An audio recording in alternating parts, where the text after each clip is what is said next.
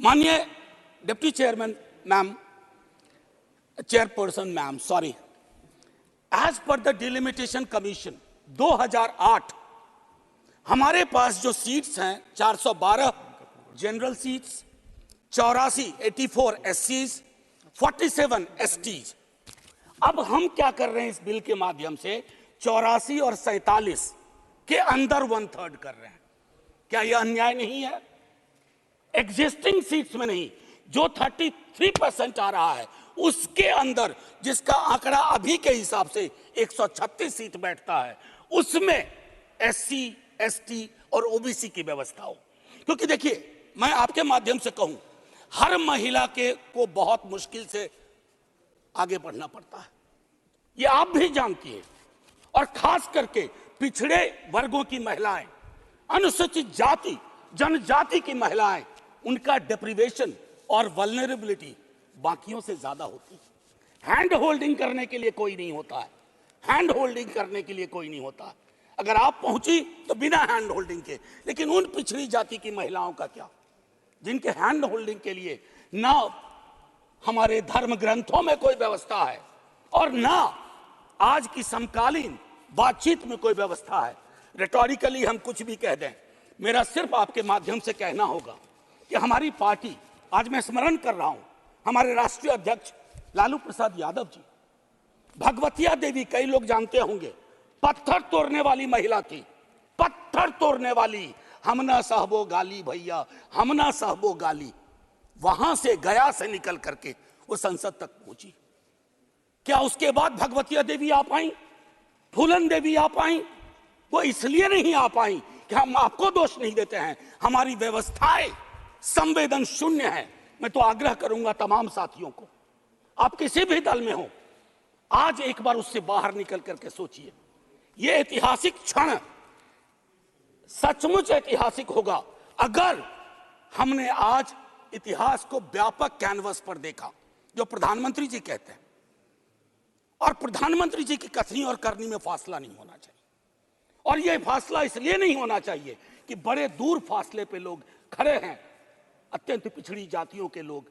Madam, आप, अगर आपके माध्यम से मेरी बात पहुंच रही हो, तो आज मैं आग्रह करूंगा तमाम साथियों से, चिंता न करिए दलीय व्हिप की। दलीय व्हिप समाज की व्यवस्था पे भारी होना चाहिए। इसलिए मैंने कहा समर्थन विरोध नहीं, आज भी मौका है इसको सेलेक्ट कमेटी में भेज करके एससी, एसटी और ओबीसी को इनकॉर्पोरेट किया जाए। नहीं, आज हम नहीं करेंगे, हम ऐतिहासिक गुनहगार होंगे। मैं यकीन के साथ कहता हूं, बाहर लोग वॉच कर रहे हैं, कहेंगे कि तुमने क्या किया, ये व्यवस्था ऐसे नहीं बदली जाती है। तो मैं आपसे आग्रह करूंगा आपके माध्यम से कि अपने दायरों से अलग होकर के आप जब ओबीसी की बात करते हैं तो ये रेटोरिक से आगे बढ़ना चाहिए, हमारी चिंताओं में आना चाहिए। ये नहीं होगा कि बाबा साहब भीमराव अंबेडकर को माला भी पहनाए और उनकी बात को आत्मसात न करें। ये जो फर्क हमारे इसमें आ रहा है, इससे कई तरह के विरोधाभास का जन्म हो रहा है। मैडम चेयरपर्सन, मैं आपको कहूं कि कोटा विद इन कोटा की जब हम बात करते हैं तो उसमें एक टर्म आता है जो एक अमेरिकन सिविल राइट एक्टिविस्ट ने 89 में दिया, इंटरसेक्शनैलिटी। अब ये इंटरसेक्शनैलिटी को, चूंकि मैं हिंदी में बोल रहा हूं, आज मैंने सुबह इसका अनुवाद बहुत ढूंढा, उसके अनुवाद में एक अनुवाद आया, प्रतिच्छेदन। इंटरसेक्शनैलिटी का मतलब होता है कि हम हर लेयर की एजेंसीज और उसके अंदर की क्या विधाएं हैं, उसके आधार पर अपना चरित्र, अफर्मेटिव एक्शन प्रोग्राम को यह देखना होगा। जो खास करके वंचित समाज की महिलाएं हैं, मैं उनके बारे में कहूं, आपको एक बार अपना नजरिया साफ करना होगा। अगर चश्मा लगाती है सरकार, धूप का चश्मा नहीं, अगर सचमुच का चश्मा लगाती है तो उसके पावर बदलिए, उसको साफ करिए और ये तय करिए कि आज जब हम यहां से उठें तो एक कमिटमेंट दें ओबीसी वर्ग को। और ये मैं बार बार दोहरा रहा हूं कि 33% के को एग्जिस्टिंग में मत इनकॉर्पोरेट कीजिए, इट शुड बी सेपरेट। नई व्यवस्था में नया 33% विदाउट टचिंग एससीज एंड एसटीज, ये करिएगा तो क्रांतिकारी कदम होगा। अक्सर हम लोग अपने प्रिविलेजेस को नहीं देखते हैं। मेरा सरनेम एक प्रिविलेज है, नीरज भाई का सरनेम एक प्रिविलेज है। हमारे सरनेम ने हमें प्रिविलेज दिए हैं। उन सरनेम्स को देखिए जिनके पास ये प्रिविलेज नहीं है। नहीं, ऐसे मैं बहुत अच्छा किया। मैं ये कहना चाह रहा हूं मैम चेयरपर्सन, मैं ये कहना चाह रहा हूं कि प्रिविलेज का जो व्याकरण है वो खत्म ही नहीं हो रहा है। मैंने पहले भी सदन में कहा था कि इस देश में शायद there is nothing in name but everything is there in the surname. उनके संघर्ष, उनका जीवन कठिन लगातार होता जाता है। और एक ऐतिहासिक तथ्य बताऊं, 31 में बेगम शहनवाज और सरोजनी नायडू ने संविधान बनने से बहुत पूर्व इक्वल रिप्रेजेंटेशन की बात की थी। हम काहे को अटके पड़े हैं 33 पर? मेरी तो समझ में नहीं आ रहा कि 33 के साथ क्या रिश्ता है हमारा। ये 50 क्यों नहीं हो सकता? ये 55 क्यों नहीं हो सकता?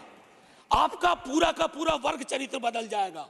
आप नहीं चाहते हैं कि भगवतिया देवी यहां आए? हमेशा एक खास सरनेम, मैं तो बार बार कह रहा हूं कि जो अलग अलग दलों में भी हैं, अगर वो पहुंचे हैं यहां तक अपने संघर्ष से, तो उनको आज ये आवश्यकता है, उनको ये भरोसा दिलाया जाए कि ऐसी कोई चीज आगे नहीं होगी, सबके लिए खुलेगा। आपकी ये जो नई पार्लियामेंट है हमारी, ये रंगीन ज्यादा होगी। इंद्रधनुष में कई रंग होते हैं। हम ये कौन सा बिल ला रहे हैं जिसमें ब्लैक एंड व्हाइट के बाद शेड्स ऑफ ग्रे भी नहीं है? अगर हमारा उद्देश्य डिपेंडिंग ऑफ डेमोक्रेसी है तो कदम उस दिशा में बढ़ाने होंगे। मैंने पहले भी कहा था कि 2010 में हमारा रिप्रेजेंटेशन देखिए, उसमें हमने SC, ST, OBCs and minorities की बात की थी। और हम इसलिए नहीं कर रहे हैं, हम चाहते हैं कि वर्ग चरित्र बदले। संसद सचमुच में प्रतिनिधित्व की संस्था बने जिसमें सबके आकार हों, सबकी शक्लें हों। ये ना हो कि एक प्रभुत्व वर्ग का उस पर हमेशा उस पर छाप रहे।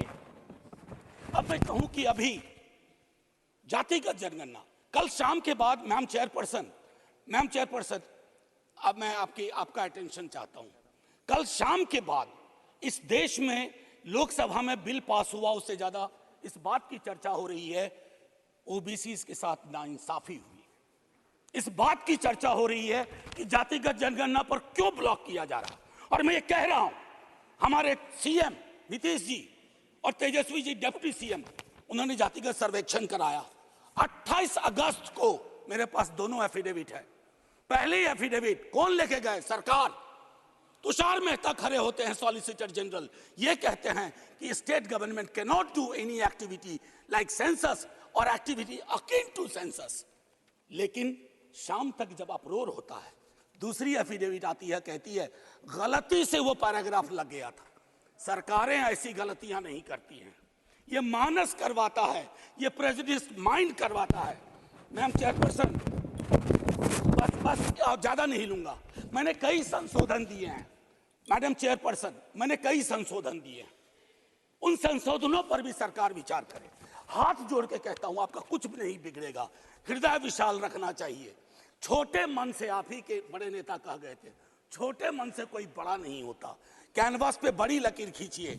और मैं आखिरी में एक बात कह के खत्म करूंगा कि गले मिलकर गला दबाने की कोशिश ना हो। मैम चेयरपर्सन, 1 मिनट, एक कविता लेके आया था, उसके पहले गले मिलकर गला ना दबाइए। और ये कविता पढ़ के खत्म करूंगा और जय हिंद बोल दूंगा।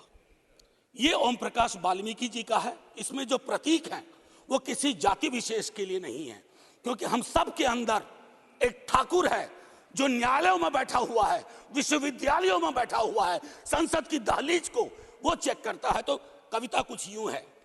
चूल्हा मिट्टी का, मिट्टी तालाब की, तालाब ठाकुर का, भूख रोटी की, रोटी बाजरे की, बाजार खेत का, खेत ठाकुर का, बैल ठाकुर का, हल ठाकुर का, हल की मूठ पर हथेली अपनी, फसल ठाकुर की, कुआं ठाकुर का, पानी ठाकुर का, खेत खलिहान ठाकुर के, गली मोहल्ले ठाकुर के, फिर अपना क्या, गांव, देश, शहर। और मैं फिर से क्लैरिफाई करता हूं, वो ठाकुर मैं भी हूं, वो ठाकुर संसद में है, वो ठाकुर विश्वविद्यालयों में है, वो ठाकुर विधायिका को कंट्रोल करता है। इस ठाकुर को मारो जो हमारे अंदर है।